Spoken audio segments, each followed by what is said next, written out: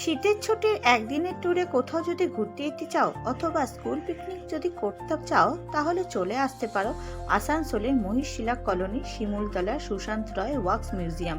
এখানে আসানসোলে নেমে টোটো বা অটো অনায়াসে ভাড়া করে চলে আসতে পারো এখানে। আমি, মেয়ে, দিদিভাই, দাদাভাই চারজনে মিলে ঘুরে আসলাম এই মিউজিয়ামে। এখানে যদি 100 জন আসো স্কুল স্টুডেন্ট তাহলে 20% ছাড় পাওয়া যাবে। আর এটার টাইমিং হচ্ছে 11টা থেকে রাত্রি 8:30। কলকাতা ওয়াক্স মিউজিয়াম তো অনেকেই দেখেছো, কিন্তু এখানে একই ছাদের তলায় মিউজিয়াম ও শীষমহল দুটোই কিন্তু দেখতে পাবে তোমরা। খারাপ লাগবে না, কথা দিচ্ছি। বাস্তবে সেলিব্রিটির সঙ্গে ফটো তোলার সুযোগ যদি নাও থাকে, এখানে এসে মন খুলে ফটো তুলতে পারবে। তবে কবে আসছো তোমরা এখানে জানাবে কিন্তু কমেন্টসে।